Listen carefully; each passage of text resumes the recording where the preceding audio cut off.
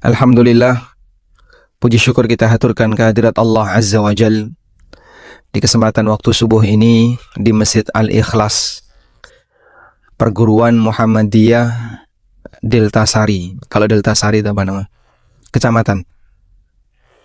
Kecamatan Waru, Kabupaten Sidoarjo. Allah kumpulkan kita dalam rangka untuk belajar bersama. Semoga Allah jadikan forum ini sebagai forum yang barokah.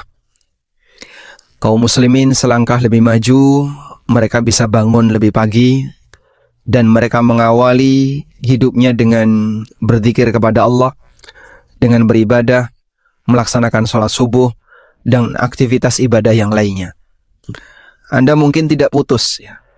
Ada yang sudah bangun jam 3, ada yang bangun jam 4. Kemudian mereka terus beribadah sampai nanti syuruk. Dan ini kalau sendirian, mungkin kita nggak kuat. Artinya ngantuk. Ya. Anda misalnya selesai sholat subuh, zikir sendirian, biasanya merem atau melek? Zikirnya sambil merem ya.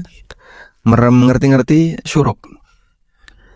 Tapi walhamdulillah dengan adanya kajian dan kemudian kita kumpul bareng seperti ini, semoga lebih terjaga sehingga zikirnya tidak putus. Inilah yang disebut dengan kegiatan ar-ribat, mengikat sebuah ketaatan dengan ketaatan berikutnya. Karena orang ketika selalu dalam keadaan siaga ibadah, tentu saja berbeda suasananya dengan ketika dia tidak siaga ibadah. Walhamdulillah, semoga seperti ini bisa kita rutinkan, terutama belajar di waktu pagi. Salawat dan salam semoga selalu tercurah untuk Nabi Agung Muhammad SAW. Semoga kita bisa meniru beliau, meniti sunnah-sunnah beliau sampai akhir hayat.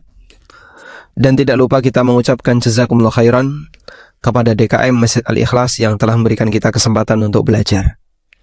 Tadi sempat dibacakan, saya SD, SMP, SMA di luar negeri ya. Muhammadiyah semuanya. Swasta maksudnya ya. Baru ketika kuliah di dalam negeri. Dan alhamdulillah dengan kemudahan dari Allah Subhanahu wa taala kita bisa selenggarakan beberapa forum ilmiah bersama dengan teman-teman Muhammadiyah. Bagian ini kita mau belajar tentang bagaimana mencari solusi dengan takwa. Bagaimana mencari solusi dengan takwa. Bapak Ibu yang dimuliakan Allah Ta'ala, Allah memberikan ujian bagi hambanya dengan aneka macam ujian. Dan jika kita petakan, maka ujian itu hanya ada 2. Yang pertama, ujian takdir. Yang kedua, ujian syariat. Sebab ketetapan Allah Subhanahu wa ta'ala bagi para hambanya ada 2 ini. Ketetapan takdir dan ketetapan syariat. Apa itu ketetapan takdir? Semua yang kita alami ketika kita hidup. Baik yang kita sukai maupun yang tidak kita sukai. Sehingga mohon maaf saya tanya, ada nggak takdir buruk? Takdir buruk itu ada nggak Pak? Nggak ada. Ada atau tidak? Nggak ada. Semua takdir baik. Atau ada takdir buruk? Ada. Ada yang bilang ada yang bilang tidak ada. Baik. Nabi SAW mengatakan dalam hadis Jibril, yang mungkin Bapak Ibu sudah hafal ya. Ketika beliau ditanya oleh Jibril, akhbirni anil iman. Jelaskan kepadaku tentang apa itu iman. Lalu Nabi SAW menyebutkan 6 rukun iman. Di bagian akhir beliau mengatakan, wa tu'mina bil qadari khairihi wa syarri. Engkau beriman kepada Allah, engkau beriman kepada takdir yang baik maupun yang buruk. Sehingga menyebut ada takdir buruk, itu boleh. Sebagaimana Nabi SAW mengatakan, takdir ada yang baik dan yang buruk. Lalu apa definisi takdir yang buruk itu? Definisi takdir yang buruk tentu bukan perbuatan Allah yang buruk. Tapi definisi takdir yang buruk adalah apa yang tidak disukai oleh manusia. Apa yang dinilai tidak baik oleh manusia. Misalnya sakit, orang mengalami kemiskinan, kecelakaan, dan seterusnya. Pada posisi ini manusia tidak suka. Dan itu semuanya ditakdirkan oleh Allah yang wajib untuk kita imani. Tentu saja beriman kepada takdir bukan hanya sebatas Saya yakin kalau ini Allah yang menakdirkan. Saya yakin kalau ini Allah Ta'ala yang menciptakan. Bukan sebatas itu. Karena kalau sebatas itu, antara Muslim dengan non-Muslim sama saja. Orang Nasrani juga percaya kalau yang menciptakan ini adalah Allah. Orang Yahudi juga tahu kalau yang mengendalikan ini Allah. Bahkan orang musyrikin yang ada di zaman Nabi SAW, mereka yakin itu adalah Allah. Sehingga ketika mereka ditanya, wala in sa'altahum man khalaqas samawati wal ard, jika kamu tanya kepada mereka siapa yang menciptakan langit dan bumi, wa may yudabbirul amr, dan siapa yang mengatur segala urusan, fasayaquluna Allah. Mereka akan menjawab itu semuanya adalah Allah. Tapi yang dimaksud iman kepada takdir adalah siap untuk menerima bahwa ini adalah ketetapan yang terbaik yang Allah berikan kepada hambanya. Dan ini yang berat. Makanya ibadah kepada takdir itu, ibadah kepada ketetapan takdir, bukan sebatas mengikuti takdir, sebab manusia tidak bisa keluar dari takdir. Namun ibadah kepada ketetapan takdir Allah adalah kamu ridho dengan takdir Allah. Baik, ini ujian takdir. Ada ujian jenis yang kedua, yaitu ujian syariat. Namanya ujian syariat. Apa itu Pak ujian syariat? Yang isinya perintah, larangan, dan aturan. Allah kasih kita perintah. Allah kasih kita larangan. Allah juga berikan aturan kepada kita. Nah, seorang hamba diuji oleh Allah sejauh mana dia mentaati semua perintah, larangan, dan aturan itu. Maka orang yang beribadah kepada ketetapan syariat adalah dengan melaksanakan perintah, menjauhi larangan, dan mengikuti aturan. Disinilah kita ketemu masalah. Pada posisi orang diberi oleh Allah Subhanahu wa Ta'ala ujian takdir tadi, ada banyak di antara mereka yang gagal di ujian syariat. Dalam arti gimana Pak? Misalnya dia diberi oleh Allah Subhanahu wa Ta'ala ujian sakit, lalu dia nggak kuat. Wah, nek koyong ini sampai kapan? Wes lah, ning dukun. Dia ke dukun. Ketika dia datang ke dukun, dia menggadaikan imannya. Disebabkan karena ujian sakit, dia gagal terhadap ujian syariat. Ada juga orang yang karena mengalami ujian ekonomi. Nek koyong ini carane saya nggak kuat. Akhirnya dia nekat utang riba. Sehingga di saat dia mendapatkan ujian berupa ujian ekonomi, dia nekat melakukan pelanggaran syariat berupa muamalah riba. Ada juga orang yang selalu berpikir ingin ngejar target lebih depan, lebih awal. Gimana caranya biar punya rumah lebih cepat, biar punya kendaraan lebih cepat. Akhirnya nekat apa? KPR dan leasing. Di situ ada kondisi dunia yang membuat dia tidak sabar, akhirnya dia melanggar aturan syariat. Makanya ketika kita berbicara tentang takwa dan solusi, itu berkaitan dengan orang punya masalah dari sisi takdir, punya masalah dari sisi hidupnya, tapi dia mengambil solusi, tetap berusaha untuk berada di atas jalan yang lurus, berada di atas rel, nanti Allah kasih solusi yang terbaik. Dan itu Allah tegaskan dalam Al-Quran, wa may yattaqillaha yaj'al lahu makhraja wa yarzuqhu min haitsu la yahtasib. Barang siapa yang bertakwa kepada Allah, maka Allah Ta'ala akan berikan jalan keluar, dan Allah Subhanahu wa Ta'ala akan kasih rizki kepadanya min haitsu la yahtasib, dari arah yang tidak dia duga. Baik, kita coba bacakan keterangan Al-Hafidz Ibnu Katsir untuk ayat ini. Bapak Ibu yang dimuliakan Allah Subhanahu wa Ta'ala, ayat yang menjadi dasar kita dalam kajian ini disebutkan oleh Allah di surat At-Talaq ayat yang kedua. Yang sebenarnya dari sisi tekstual ayat ini membahas tentang masalah perceraian. Dalam kegiatan perceraian yang dilakukan di antara suami istri, itu sering sekali ada potensi kezaliman. Entah suami yang mendolimi istri, atau istri yang mendolimi suami. Mohon maaf, cerai itu boleh atau tidak, Pak? Boleh. Apa hukum cerai? Haram? Atau makruh? Atau mubah? Sunnah atau wajib? Apa hukum cerai? Mubah. Hukum asal cerai makruh. Kenapa makruh? Itu yang dibanggakan oleh iblis. Dalam hadis riwayat Muslim, Nabi SAW pernah mengatakan, Inna iblis wada'a arsyahu 'alal ma'. Iblis menaruh istananya, singgasananya di atas air, di atas laut. Fa ba'atha sarayahu.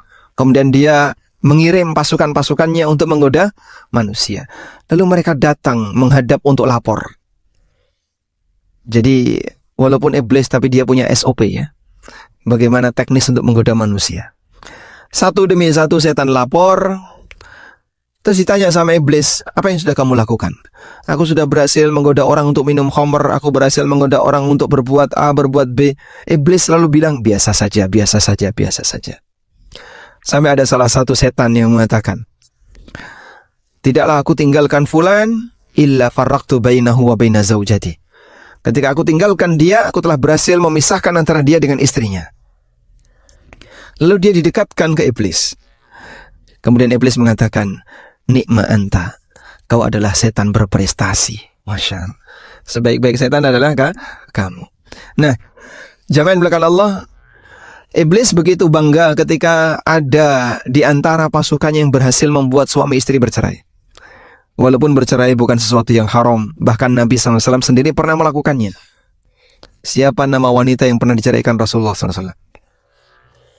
Di antaranya adalah Hafsah bintu Umar bin Khattab radhiyallahu anhu. Tapi Jibril meminta kepada Rasulullah SAW untuk merujuk Hafsah dengan alasan fa innaha kana sawwamah qawwamah. Hafsah itu wanita yang rajin puasa dan rajin qiyamul lail. Baik. Nah, dalam prakteknya ketika orang melakukan perceraian ini, ternyata terkadang ada tindak kezaliman. Sehingga syariat membolehkan, tapi diatur. Maka dalam perceraian harus dilakukan A, dilakukan B, dilakukan C, biar tidak saling mendolimi. Kalaupun pisah, pisah dengan baik. Kalaupun bersatu, bersatu dengan baik. Jadi istri dipertahankan, rujuklah dengan baik. Dan kalaupun cerai, cerailah dengan baik. Agar jangan sampai ada sisi kezaliman dalam keluarga. Mohon maaf ya, masih banyak terkadang suami yang berpikir, iki bojo-bojoku dewe ya karepku. Tidak bisa kayak gitu Pak. Betul itu istri Bapak, tapi tidak boleh terserah saya. Sebab yang namanya berkeluarga itu ada aturannya. Kalau kemudian terserah saya, rusak hidup di dunia ini. Nah, berkaitan dengan itu, terkadang ada orang yang dia berbuat zalim. Maka Allah Subhanahu wa taala arahkan, wa may yattaqillaha yaj'al lahu makhraja. Walaupun perceraian itu mungkin pahit bagi kamu, tapi kau harus tetap berada di atas aturan syariat. Wa may yattaqillah, dan siapa yang bertakwa kepada Allah, yaj'al lahu makhraja, Allah bakal berikan jalan keluar untuknya, jalan keluar yang terbaik. Nah, sekarang kita akan baca keterangan dalam tafsir Ibnu Katsir. Dalam tafsir Ibnu Katsir rahimahullah, di situ ada pernyataan yang disampaikan oleh sahabat Abdullah bin Mas'ud. Kata sahabat Abdullah bin Mas'ud bahwa dalam Al-Quran itu kan ada ayat-ayat yang punya keistimewaan khusus. Ada ayat yang punya keistimewaan khusus. Kata beliau, ajma'u ayatin fil Quran, ayat yang paling menggabungkan semua aturan dalam Al-Quran, itu adalah firman Allah, innallaha ya'muru bil adli wal ihsan wa ita'i dzil qurba wa yanha 'anil fahsya'i wal munkari wal baghi. Itu ayat yang paling ajma', merangkum semuanya. Lalu kata Ibnu Mas'ud, wa inna aktsara ayatin fil Qur'ani faraja, dan ayat yang memberikan jalan keluar paling banyak dalam Al-Quran adalah wa may yattaqillaha yaj'al lahu makhraja. Jadi kalau kamu punya masalah apapun, apa sih solusinya? Solusi semua masalah disebutkan dalam satu ayat ini. Wa may yattaqillaha yaj'al lahu makhraja. Barang siapa yang bertakwa kepada Allah, Allah akan berikan jalan keluar yang terbaik baginya. Yang disebut oleh Abdullah bin Mas'ud, wa inna aktsara ayatin fil Qur'ani faraja, ayat yang paling banyak memberikan jalan keluar bagi masalah manusia. Ada satu ayat yang disebut sebagai arja ayatin fil Qur'an, ayat yang memberikan harapan terbesar dalam Al-Qur'an. Sebutkan ayat apa yang dimaksud. Dapat hadiah. Gimana kalimatnya? Yang disebut sebagai arja ayatin fil Qur'an, ayat yang memberikan harapan terbesar dalam Al-Qur'an. Inna ma'al usri yusra. Ada yang lain? Ada yang lain? Baik. Sebagian ulama mengatakan arja ayatin fil Qur'an adalah firman Allah di surat Ad-Duha. Wala sawfa yu'tika rabbuka fatarda. Rabbmu akan memberikan anugerah kepadamu, wahai Muhammad, fatarda, sampai kamu ridho. Dan tidak ada sesuatu yang membuat Nabi SAW ridho selain seluruh umatnya masuk surga.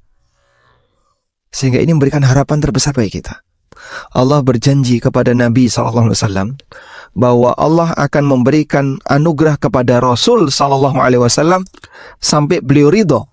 Dan tidak ada anugerah yang membuat Nabi SAW merasa ridho selain ketika seluruh umatnya masuk surga. Artinya kita punya harapan di situ. Baik. Kembali ke sini. Dari sinilah kita bisa lihat bahwa bertakwa kepada Allah adalah solusi untuk semua masalah. Anda punya masalah apapun, solusinya di sini. Allah Subhanahu wa taala memberikan janji, siapa yang bertakwa kepadanya, Allah Subhanahu wa taala akan memberikan jalan keluar untuknya. Wa may yattaqillaha yaj'al lahu makhraja wa yarzuqhu min haitsu la yahtasib. Selanjutnya, Nabi SAW menyebutkan dalam hadis dari Ibnu Abbas radhiyallahu anhu yang diriwayatkan Imam Ahmad dalam musnadnya. Kata Rasulullah SAW, "Man aktsara minal istighfar, ja'alallahu lahu min kulli hammin faraja, wa min kulli dhikin makhraja, wa razaqahu min haitsu la yahtasib." Barang siapa yang rajin membaca istighfar. Dan bagian dari takwa adalah mohon ampun kepada Allah atas dosa-dosa yang sudah dilakukan. Siapa yang rajin membaca istighfar, Allah Subhanahu wa taala akan memberikan jalan keluar setiap kali dia punya masalah, dia punya keresahan. Wa min kulli dhikin makhraja. Allah taala akan berikan jalan keluar ketika dia mengalami kesempitan. Wa razaqahu min haitsu la yahtasib. Dan Allah berikan rezeki kepadanya dari arah yang tidak dia duga. Dan ini sejalan dengan ayat yang tadi kita baca. Walaupun hadis ini dinilai oleh para ulama, sebagian ulama menilai sebagai hadis bermasalah, namun ini sejalan dengan ayat yang tadi kita baca.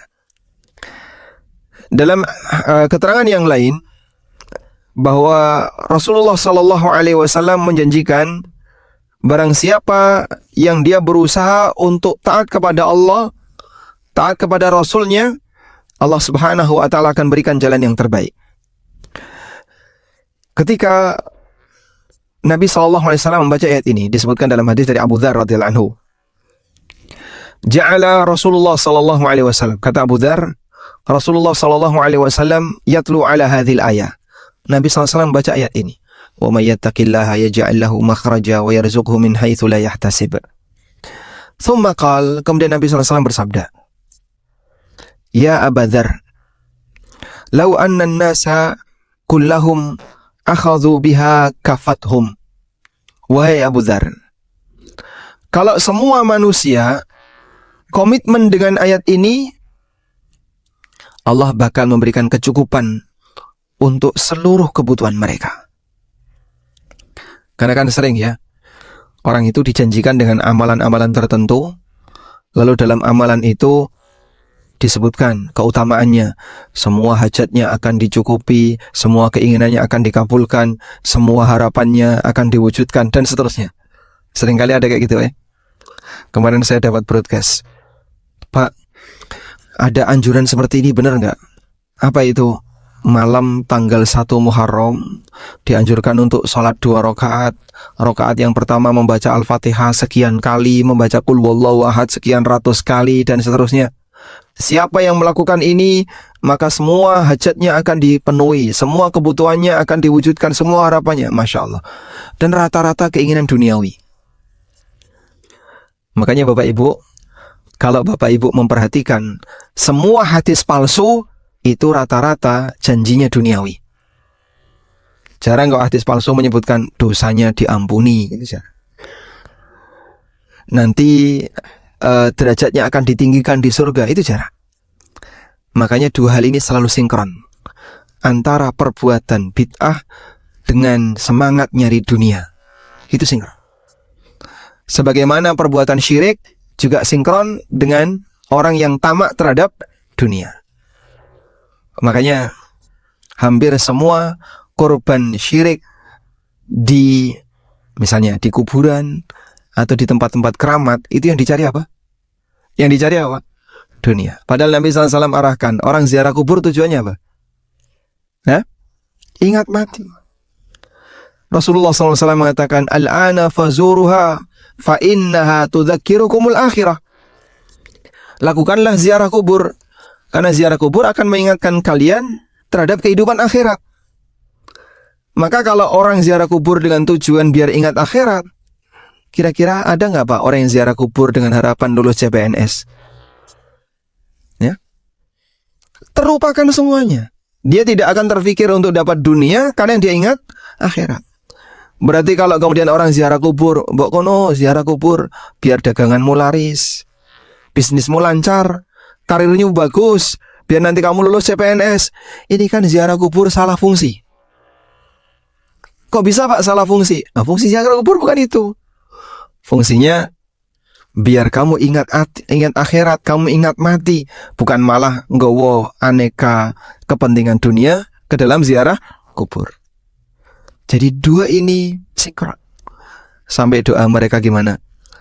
Ya Rabbana ya Kudus, berikanlah kami fulus warna merah yang alus-alus. Pripun Pak, untung gone sampean kok ora hafal to. Ini apa-apaan? Di kuburan dia minta uang. Berikanlah kami fulus warna merah sing alus-alus. Dadi sing lecek ra payu. Subhanallah. Dan mereka sebenarnya ibadah-ibadah seperti itu tujuannya satu, pengen sugih. Dalam pikirannya cuma sugih. Karena yang dia inginkan hanya kehidupan dunia.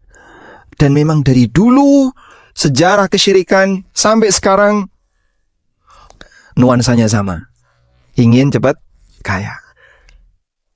Sehingga amalia-amalia yang mereka buat-buat juga sama seperti itu. Setiap kali saya mendapatkan aneka hadis palsu, itu pasti keutamaannya rezekinya lancar, apapun harapannya dikabulkan, punya keinginan apapun nanti akan dipenuhi. Kok satu warna? Ini satu warna. Makanya Bapak Ibu, dakwah tauhid dan sunnah seperti yang disongsong oleh Muhammadiyah, ya, mengajarkan manusia kepada tauhid, itu impian terbesarnya surga. Sehingga ketika kita membaca hadis-hadis yang isinya fadhail a'mal, itu kan fadhail amal akhirat, diampuni dosanya. Contohnya misalnya puasa Asyura, apa keutamaannya? Ya, wa shaumu yaumi Asyura, kata Nabi SAW, ahtasibu 'ala Allahi ayyukaffira sanatal madiyah. Untuk puasa Asyura, aku berharap kepada Allah semoga bisa menjadi kafarah untuk dosa-dosa setahun di masa silam. Jadi janjinya adalah janji ampunan dosa, janji surga, janji ini, janji. Demikianlah amal yang sesuai dengan sunnah Nabi SAW. Oleh karena itu, kita mengedepankan semangat takwa. Dan tujuan tertinggi takwa adalah bagaimana kau bisa selamat ketika menghadap Allah Subhanahu wa Ta'ala. Tapi kalau amalan-amalan yang tidak ada dalilnya, rata-rata hanya fungsinya apa? Untuk memotivasi orang nyari dunia. Jadi dibuat harapan pendek, harapan jarak dekat, harapan jarak jauh, harapan yang tertinggi tidak disebutkan di situ. Padahal mohon maaf, ketika itu adalah hadis palsu, berarti sebenarnya harapan itu ada nggak Pak? Zong, harapan kosong. Sampai pun orang musyrikin itu juga punya harapan. Makanya Allah Subhanahu wa ta'ala menggambarkan amalnya orang kafir itu seperti apa? Karomadin ishtaddat bihirrih. Seperti romad. Tahu romad? Abu. Seperti abu. Amalan orang musyrikin, orang kafir itu seperti abu yang ditiup angin kencang fi yaumin asif, di musim kering. Abu, Pak, kalau kena air itu gumpal. Tapi kalau garing pripun, Pak? Awu kalau kering gimana, Pak? Hah? Begitu Anda lempar ke atas, terbang, ditiup angin kencang. Saya mau ngambil satu, nggak bisa. Demikianlah gambaran yang diberikan oleh Allah Subhanahu wa ta'ala amalan orang kafir. Dalam ayat yang lain Allah menggambarkan seperti fata morgana. Biqi'atin yahsabuhu dzam'anu ma'a, yang berada di padang pasir, orang yang kehausan merasa kalau itu adalah air. Jadi misalnya, Pak, ada orang kehausan, kemudian melakukan perjalanan jauh di padang pasir. Lalu di situ terlihat seperti ada sungai, fata morgana. Kira-kira yang dia lakukan apa? Ya? Apa yang dilakukan oleh orang yang kehausan ini? Dia akan berusaha untuk mengejarnya. Saat dia mengejar maksudnya gimana, Pak? Tambah tenaga. Ayo semangat, tambah tenaga. Di depan ada sungai. Dia tambah tenaga, dia tambah semangat. Sampai di sana kosong, zong. Capeknya lebih, hausnya makin parah, nggak dapat apa-apa. Sayangnya masih banyak orang yang mau jadi korban hadis palsu. Sehingga kalau mau jadi korban harapan palsu, zong yang nggak ada nilainya, ikutilah hadis palsu. Makanya kita ingatkan seperti ini. Mbok mesakne awakmu iki, kasihan kamu ya. Kamu sudah capek-capek melakukan amalan A, melakukan amalan B, ternyata semuanya harapannya zong. Ya Allah, katanya dulu siapa yang beramal A, beramal B akan dapat ini. Mana kok nggak ada? Sing ngomong ngono sapa? Ini ada hadisnya. Wong palsu ngono kok percaya. Apakah nabiku pernah menyampaikan seperti itu? Tidak ada. Makanya fadhil amal silahkan, tapi fadhil amal jangan yang palsu. Itu zong. Karena jelas palsu itu kok kosong. Sehingga kadang-kadang orang beralasan, loh katanya boleh mengamalkan hadis dhaif dalam fadhil amal. Ini bukan sebatas dhaif, ini palsu. Dhaif itu ringan. Masih ada peluang sahih. Misalnya ulama A menilai sahih, ulama B menilai dhaif. Ulama A menilai sahih, ulama B menilai dhaif misalnya. Kan masih ada sisi khilaf. Contohnya, Pak, keutamaan sholat syuruk. Ada yang mengatakan hadisnya dhaif jiddan, dan ada yang mengatakan hadisnya hasan. Ada beda pendapat dalam masalah ini. Itu yang dhaif. Sehingga kalau kita mengamalkan itu, bolehlah disebut ini melakukan fadhil amal, walaupun landasannya hadis yang dianggap dhaif oleh sebagian ulama, tapi yang ini menilai apa? Hasan. Masih ada peluang harapan. Apa keutamaannya salat syuruk? Mendapatkan pahala haji dan umroh. Kita melakukan itu, selesai salat subuh, kita nggak keluar dari masjid, kita bertahan sampai kemudian terbit matahari, lalu kita salat dengan harapan dapat pahala haji dan umrah. Sampai di akhirat harapan itu masih terbawa. Dikasih walhamdulillah. Kalaupun tidak ada, salat syuruk itu duha pertama. Salat syuruk itu duha pertama. Sehingga yang bersangkutan tetap mendapatkan keutamaan salat duha. Baik. Seperti inilah landasan takwa ketika orang beramal kepada Allah. Dia membatasi diri, bagaimana dia beramal sesuai dengan panduan yang ada, dan harapan terbesarnya adalah cita-cita puncak bahagia di surga. Nah, demikian pula ketika seorang hamba dia sedang punya masalah dunia, maka dia diajarkan takwa. Takwa itu gimana? Kue kudu sabar. Sabar maksudnya gimana, Pak? Ojo sampai ngelakoni perbuatan yang mengundang murka Allah. Contohnya, Pak, nah, orang kalau nggak sabar, mohon maaf, pelariannya berbuat maksiat. Makanya Allah ingatkan dalam Al-Quran, Ini waktunya sudah selesai. Yang bel. Ya, sudah selesai atau belum? Belum. Baik. Nanti tolong diingatkan ya. Baik, saya sampaikan ini. Allah ingatkan dalam Al-Quran bagaimana cara setan menggoda hamba untuk berbuat maksiat. Allah mengatakan, "Asy-syaitanu ya'idukumul faqra wa ya'murukum bil fahsya." Setan itu menjanjikan kalian, menakut-nakuti kalian dengan al-faqra, dengan kefakiran. Fakir itu apa sih, Pak? Fakir itu artinya butuh. Al-faqru sama dengan al-hajah. Al-faqru sama dengan apa? Al-hajah. Maka fakir itu sama dengan butuh. Sehingga orang yang fakir itu orang yang selalu merasa butuh. Wes sugih tapi kok sek gelem sek doyan duwite wong liya, itu hakikatnya apa? Fakir.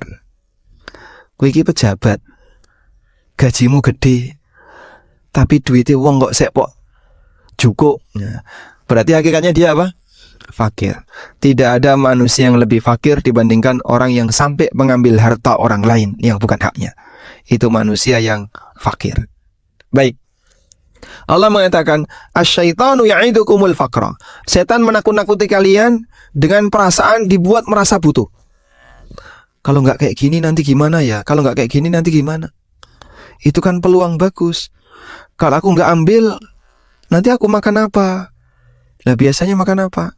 Nasi. Ya makan nasi. Iki kok nek aku ora juko ora oleh nyambut gawe kaya ngene kok bojoku mangan apa? Nah, biasanya mangan apa? Ya mangan sego, dipakani sego. Baik. Tapi banyak orang yang ditakuti setan seperti itu, sehingga dia merasa ketakutan dengan suasana butuh-butuh tadi. Kalau manusia sudah pada posisi ketakutan, gampang digoda setan untuk berbuat al-fahsya wa ya'murukum bil fahsya. Maka mudah bagi setan untuk mengajarkan manusia berbuat kekejian. Ini berlaku dalam semua hal jamaah. Contoh misalnya, kayak tadi ya, butuh rumah. Mas, kalau tak ukur mas ya, antara gaji saya dengan kenaikan harga tanah itu kok tidak linier. Gajiku ya munda, tapi grafiknya ngisor terus. Tapi harga tanah munda, grafiknya naik drastis. Lah, tabungan ini kalau disuruh ngejar itu, kita ranyanda. Ranyanda. Kayaknya kok nggak sanggup ini. Terus gimana?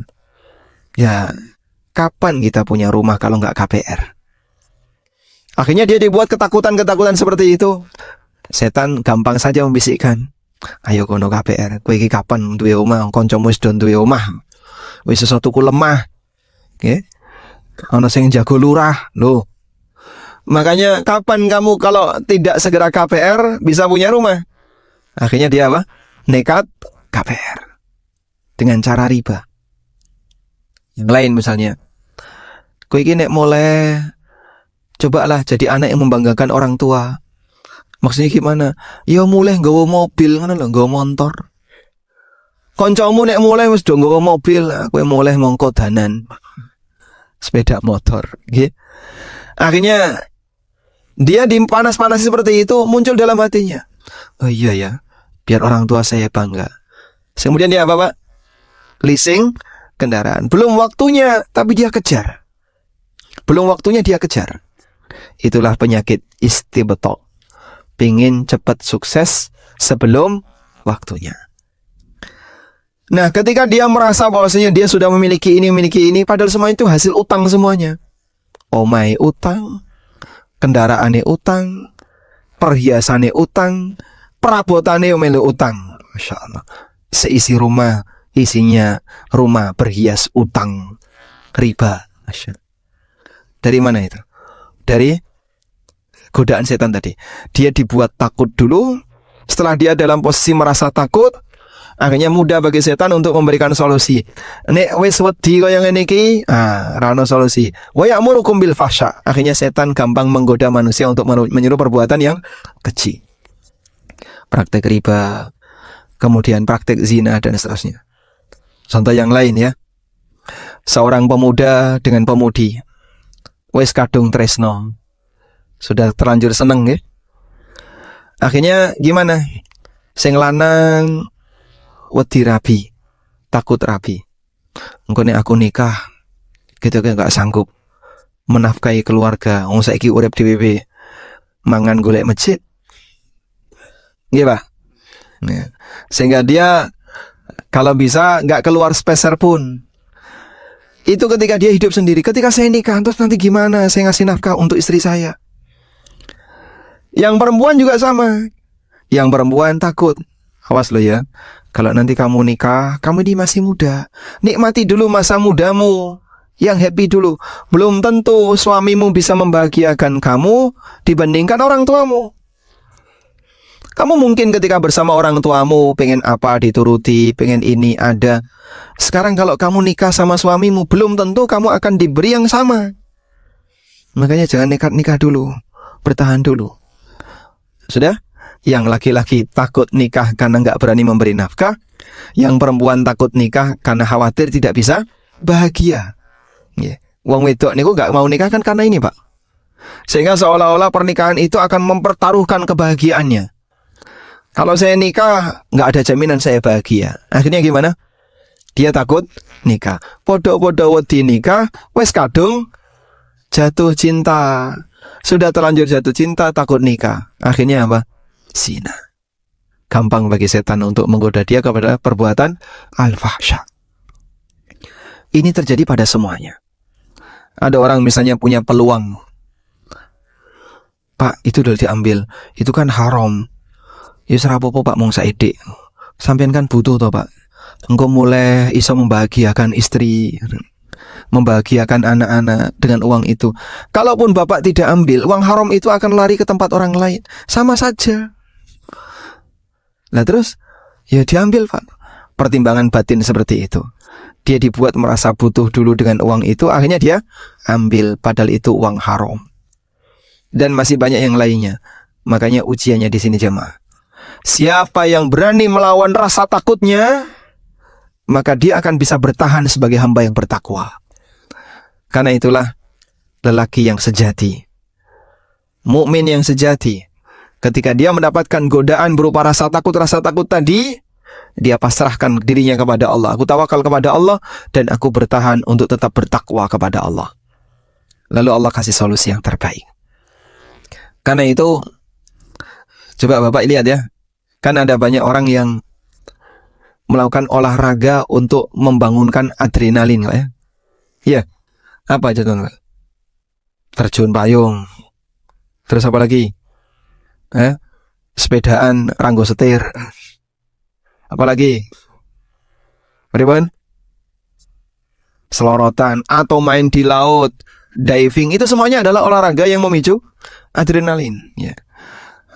Bagi mereka yang merasa aku nggak takut, dia akan berusaha untuk mencari olahraga yang memicu adrenalin. Ngerti nih Pak? Orang senang dengan itu. Saya nggak takut, saya siap untuk menghadapi resiko. Loh, dia nggak takut seperti ini. Coba dikasih tantangan. Ini nggak boleh loh ya. Nah nanti kalau ini nggak boleh gimana hidup saya? Duh, nyatanya gue ya wedi kok. Sehingga banyak orang yang takut menghadapi realita kehidupan.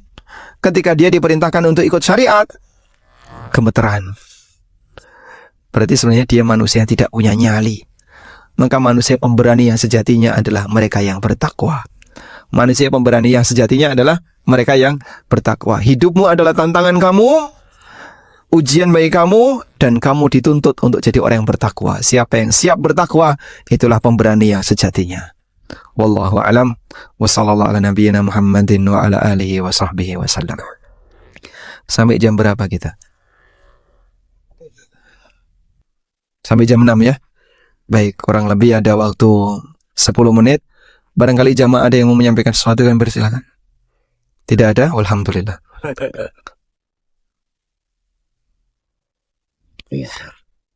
Apa tuh? Mungkin diumumkan dulu.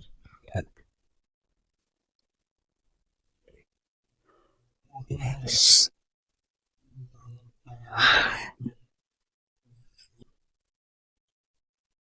Boleh. Tafadhol.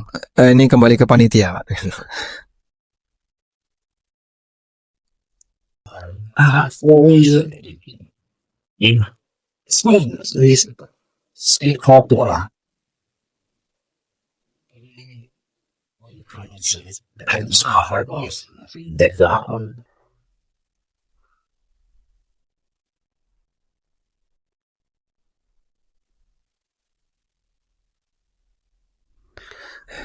Baik, ini ada beberapa pertanyaan. Semoga nanti bisa menambah. Jadi dari pertanyaan terkadang bisa menambah wawasan ya. Mana yang lebih bahagia sebagai single parent dengan bisnis lancar atau suami istri kondisi pas-pasan?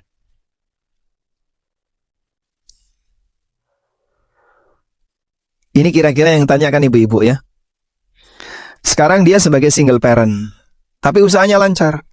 Baik-baik saja, dia tidak disibukkan dengan melayani suami. Ya mungkin saat ini dia sendirian, hanya bersama anak-anak. Atau nanti dia menikah, tapi dengan menikah bisa jadi sebagian pendapatannya dijuguk suaminya. Diambil oleh suaminya. Mana yang lebih bahagia?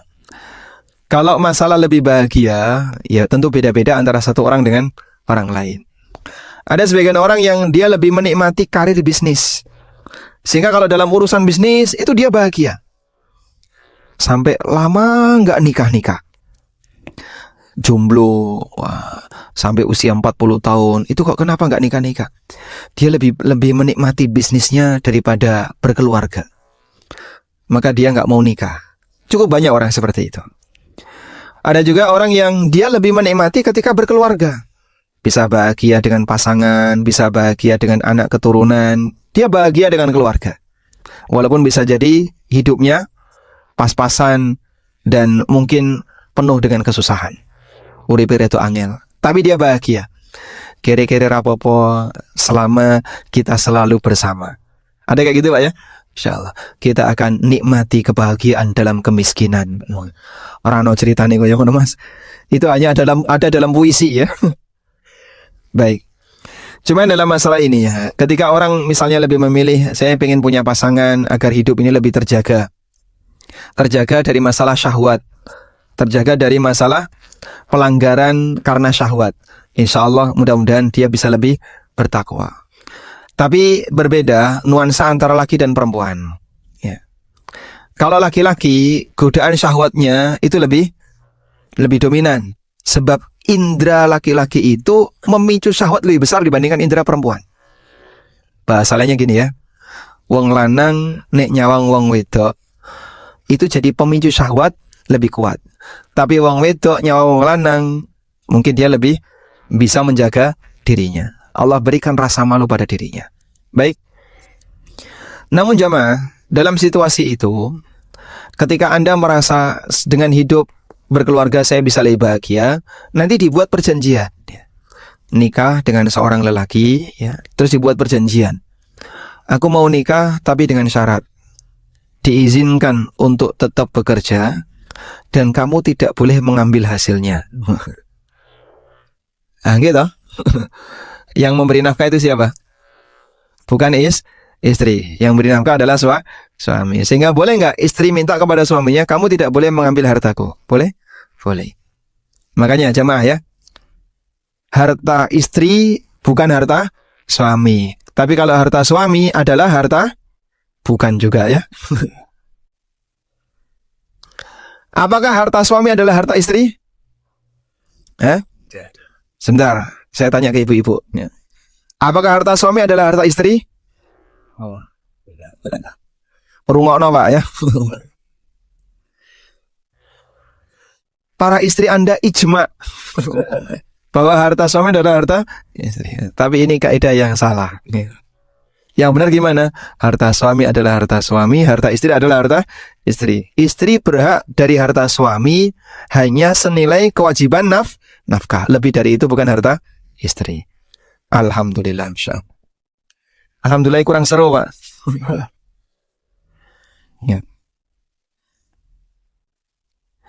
Ini ada yang tanya tentang Dajjal. Siapa orang tuanya Dajjal? Saya juga nggak tahu Pak. Masalahnya dulu waktu lahir di akikoi atau tidak, nggak ngerti kita. Tapi Dajjal itu manusia. Dajjal itu manusia. Dia Bani Adam. Dan Allah kuasa untuk menciptakan Bani Adam dengan kondisi yang beragam. Ya'juj dan Ma'juj itu gimana sih, Pak? Katanya dia Bani Adam. Iya, dia Bani Adam. Loh, apa iso urip, Pak? Di dalam tembok, di balik tembok yang tidak kena sinar matahari di dalam gua. Dan mereka bisa berkembang dalam waktu yang lama, beranak pinak. Jumlahnya banyak sekali. Jadi Nabi Isa alaihissalam bersama Imam Mahdi itu berhasil mengalahkan Yahudi, berhasil mengalahkan Dajjal. Tapi pasukan yang hebat ini tidak mampu mengalahkan, tidak mampu melawan Ya'juj dan Ma'juj. Makanya diminta untuk mengasingkan diri. Jangan dilawan Ya'juj dan Ma'juj, itu pasti kalah mereka. Sehingga Allah perintahkan kepada Nabi Isa untuk apa? Mengungsi bersama kaum muslimin dan diamankan di sebuah puncak gunung, dijaga oleh Allah. Ya'juj dan Ma'juj baru dikeluarkan oleh Allah setelah itu, dalam jumlah yang sangat banyak, sehingga pasukan yang berhasil mengalahkan Yahudi, yang sekarang jadi PR sedunia, semua muslim sedunia melawan Yahudi nggak berhasil, besok akan dikalahkan oleh pasukannya Nabi Isa bersama Imam Mahdi. Itu tidak mampu untuk melawan Ya'juj dan Ma'juj. Nah, terus gimana itu Pak Ya'juj dan Ma'juj? Wallahu alam. Biarkan hal yang gaib jadi hal yang gaib, jenengan ra usah kepo. Karena kepo seperti ini dilarang. Sebab mustahil orang bisa membongkar dan mengetahuinya. Apa kendaraan yang ditumpangi Dajjal untuk keliling dunia?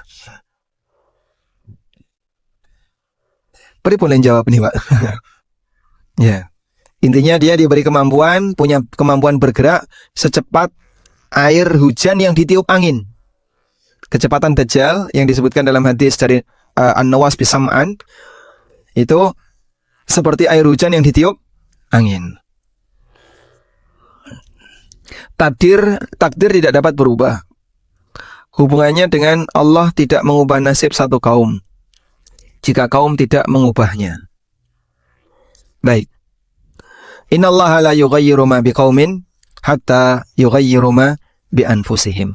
Allah tidak akan mengubah satu kaum sampai Allah mengubah diri mereka. Jadi begini. Takdir itu ketetapan Allah yang tidak ada satupun manusia yang tahu. Sehingga mohon maaf ya. Nanti Bapak mau ngapain? Nggak tahu. Masa nggak punya rencana? Nanti saya mau ini, mau ini, mau ini. Itu kan rencana ya? Itu rencana. Apakah pasti terjadi? Allahu a'lam. Tidak ada satupun hamba yang tahu. Sementara hamba diminta untuk bekerja. Hamba diminta untuk beramal. Perintah untuk beramal dalam Al-Quran banyak sekali. Oleh karena itu dalam hal ini, berusahalah untuk menggapai yang terbaik. Allah akan memberikan balasan yang terbaik bagi kamu. Sementara takdir yang kamu tidak ketahui, jangan dijadikan sebagai alasan. Lah buat apa kerja? Wong kerja ra kerja, rezeki ini sudah ditetapkan. Kamu tahu jatah rezekimu berapa? Tidak tahu, ya makanya kamu kerja untuk mendapatkan rezeki itu. Sehingga ketika kamu tidak tahu, jangan jadikan alasan.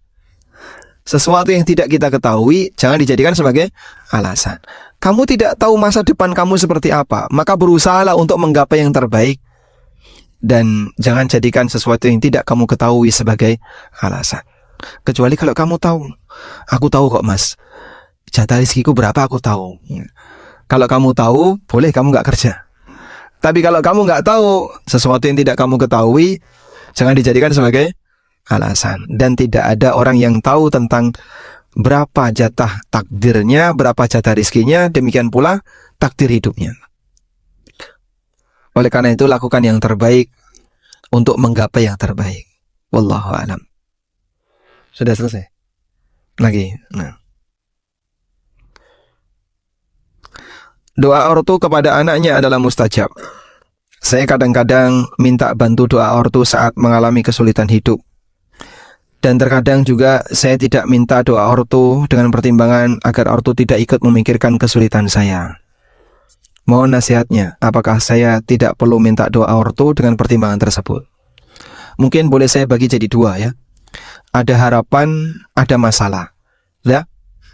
Kalau Anda punya harapan, silahkan minta doa ke ortu. Ini mau ada proyek, ya. Tolong dongakno muga-muga berhasil. Nah, itu ada harapan. Sudah? Ortu tidak akan kepikiran dengan adanya harapan itu. Sehingga beliau bahkan bisa jadi bangga. Alhamdulillah, ono proyek. Alhamdulillah, rezeki anakku ada yang baru. Dan seterusnya. Terus dibantu dengan doa ortu. Yang kedua, masalah. Misalnya Anda mengalami kerugian bisnis, atau Anda mengalami apalagi tekanan dari orang lain, resiko A, resiko B.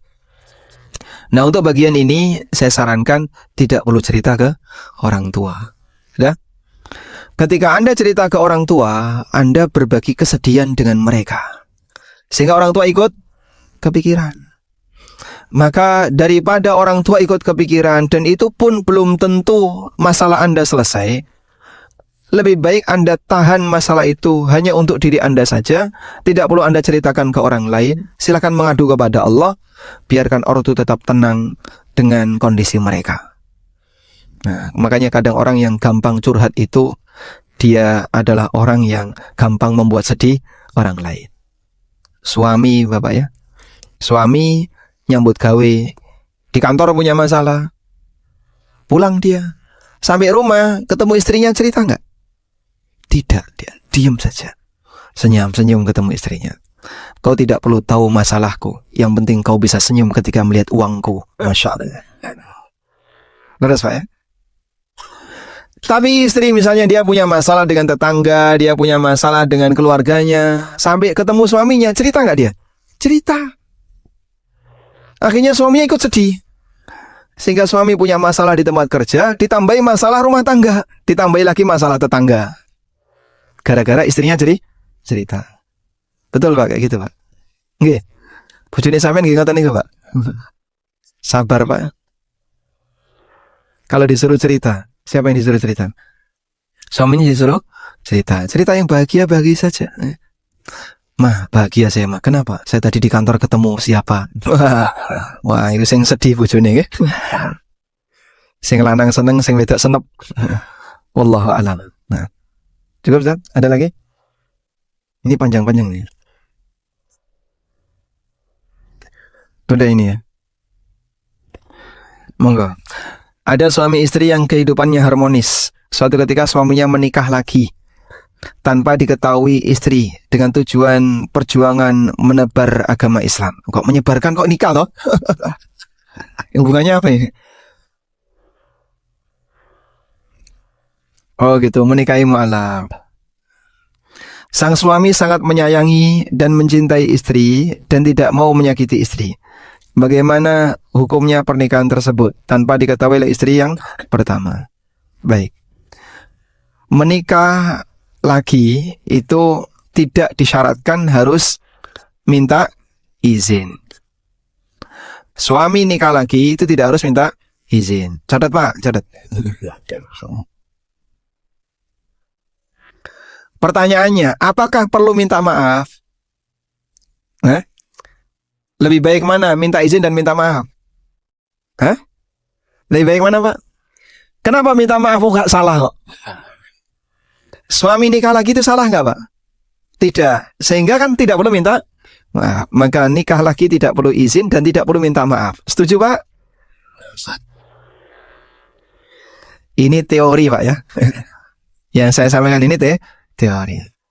Meskipun kenyataannya Anda takut istri. Baik. Tapi pada intinya dalam posisi seperti yang ditanyakan tadi, bagaimana hukum pernikahannya? Kalau Anda tanya hukum pernikahan, statusnya sah. Hukumnya boleh. Sebab seorang lelaki diizinkan oleh Allah untuk poligami. Masalahnya, budaya di masyarakat kita ini berbeda ya dengan budaya masa silam. Mungkin yang pernah hidup di tahun 60-an, bahkan di tahun 50-an, punya istri lebih dari satu itu biasa. Sehingga mereka disebut generasi baby bombers. Anaknya oke, walaupun uripe rekoso, pas-pasan. Tapi anaknya banyak. Sehingga orang-orang tua kita dulu kan, bapak ini istrinya 3, istrinya 2. Jadi rata-rata istri 2, istri 3 itu biasa. Ternyata Pak, wallahu alam, dalam situasi hidup sulit, poligami itu mudah. Dalam situasi hidup mudah, poligami sulit. Bapak pilih yang mana? Jadi seperti di daerah-daerah perang ya. Di wilayah Yaman, di wilayah Palestina, di wilayah mana lagi, di wilayah Suriah, itu ternyata poligami biasa. Dalam situasi ketika mereka sedang perang. Karena mereka ingin memperbanyak keturunan. Sehingga di saat banyak nyawa yang hilang, Allah munculkan lebih banyak lagi dengan adanya banyak keturunan. Ya, tapi ini tidak berlaku di negara kita ya. Dulu pernah situasi seperti itu terjadi. Gimana Pak? Balik ke zaman dulu Pak? Zaman penjajahan. Mudah-mudahan Allah kasih kita rasa aman yang baik. Dan intinya dalam hal ini, bagi para ibu-ibu, kalaupun suaminya nikah lagi, Anda mendapatkan ujian untuk bertakwa kepada Allah ya. Bertakwanya gimana? Jangan gugat cerai. Karena gugat cerai dengan alasan suami nikah lagi, itu tidak boleh. Wallahu alam. Baik, demikian yang bisa kita sampaikan. Semoga bermanfaat. Ini ada beberapa hadiah ya. Nah, ada yang mau buku ini? Mau? Angkat tangan dulu. Nah, Pertanyaannya, siapa di antara bapak-bapak yang tidak dapat warisan sama sekali dari orang tuanya? 1, 2, banyak ya? Insyaallah. Sabar Pak ya. Karena banyak, maka pertanyaannya, kalau 1 orang saya kasih langsung ya. Pertanyaannya adalah, sebutkan dalil tentang solusi takwa. Nah, monggo. Dalil tentang solusi takwa. Silakan. Waman yattaqillaha yaj'al lahu, lanjutnya,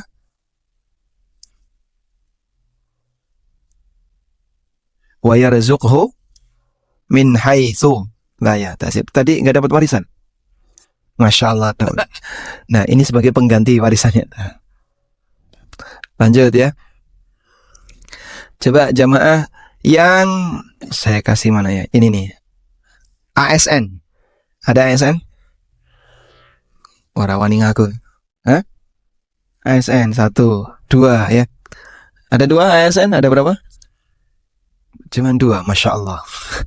Pengusaha semua ini ya. Baik, dari 2 ASN ini yang anaknya paling banyak mana? Berapa? 2. 2 juga. Pinten Pak? 3 dapat hadiah. Sampean kalah jumlah. Berikutnya. Yang dari paling jauh. Kepanjen. Pundi? Lamongan, ke sini untuk kajian atau tinggal di sini? Lamongannya pundi? Karanggeneng. Kepanjen dengan Karanggeneng jauh Kepanjen ya. Kepanjen. Ada lagi yang lebih jauh dari Kepanjen? Tidak ada. Ini. Hah? Buku yang lain. Buat yang lain. Oh baik, yang dari Karanggeneng dapat. Lanjut ya. Buku ilmu waris. Insya Allah nanti ada workshop waris planning ya. Membahas buku ini, bagaimana cara yang tepat merencanakan warisan. Pertanyaannya, ibu-ibu bisa jawab nggak? Bisa, pakai apa kalian jawab? Nah, atau nanti angkat tangan saja, biar nanti panitia yang menentukan ya. Pertanyaannya gampang untuk ibu-ibu. Siapa di antara ibu-ibu yang anaknya paling banyak?